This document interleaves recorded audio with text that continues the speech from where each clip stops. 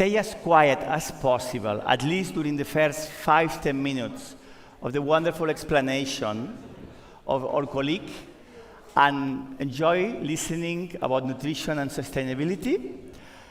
Eat a little bit. If you can wait 5 minutes, please, like the children, wait and enjoy.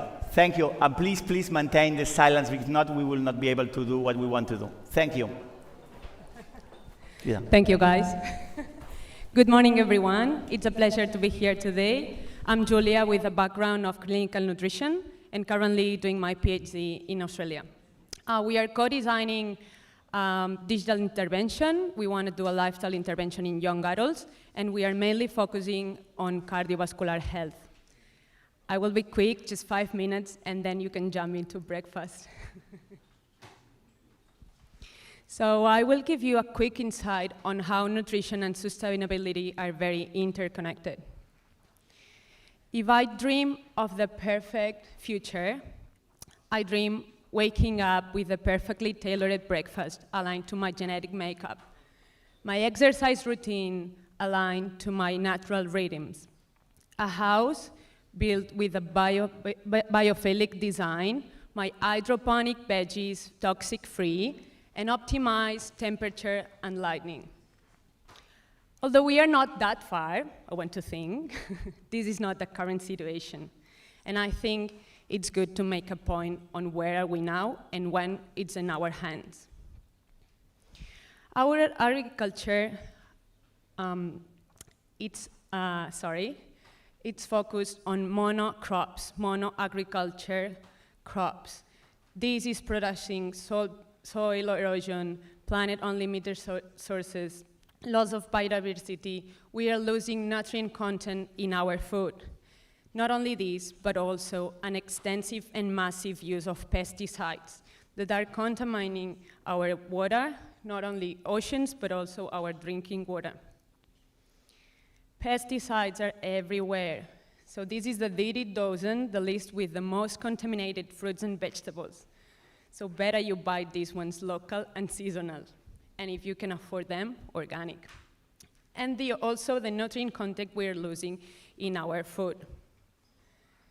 Not only this, second concern, plastics. We really need to desplastify our food industry. Plastic is everywhere. There is this study in Newcastle, Australia, that reports we are eating 5 grams of plastics per week, which equivals a credit card per week, each of us. That's a lot. Why? Because microplastics are everywhere, in drinkable water, in our land, in our oceans, and in our food. We need to stop buying packaged food.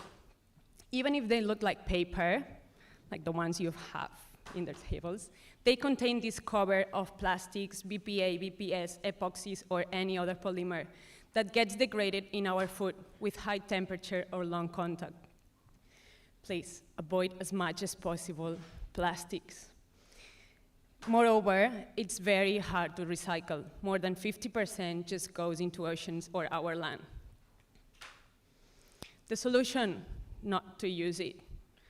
Recycle is not the best option. Sorry. Not working.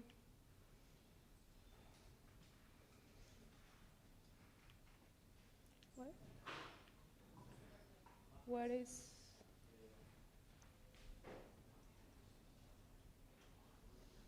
Oops. We need to go back.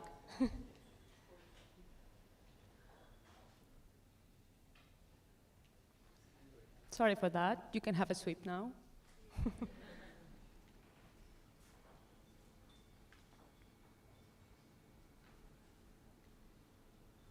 Should I do something or?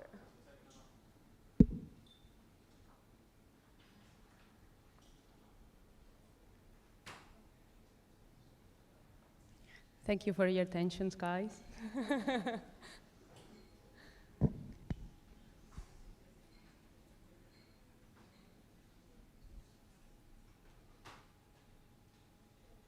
There we go.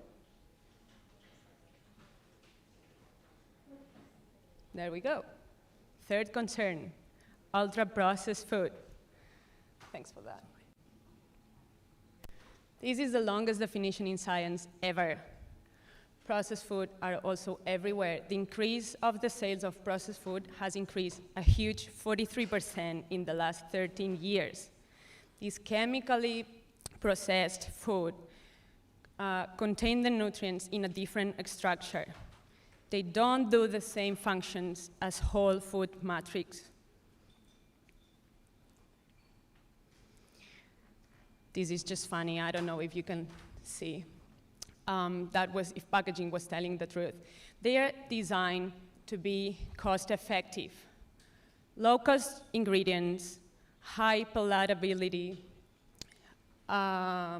just ready-to-consume products, but they are not healthy.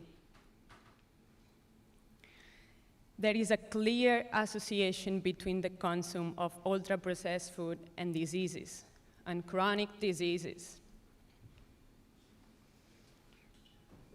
The absorption and the metabolism of them is different than the whole nutrients. So they just increase gut microbiome problems, hypertension, dyslipidemia, glycemic response, insulin resistance. That's a long list of diseases involved. So what we need is just a redesign of this processed food. We need to change how are they designed and want them more sustainable, more healthy, and just affordable for everyone. Nutrients work on the whole matrix, as I said before.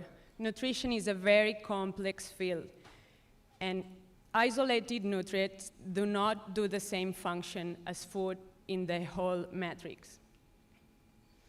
So, what we are doing, we're starting to work with technology and data to achieve personalized nutrition with microbiome tests, chronobiology, epigenomics, nutrigenetics, and we are getting there. So this is not a long future. Thank you so much for your patience. Now you can have this healthy breakfast and enjoy your journey. Thank you.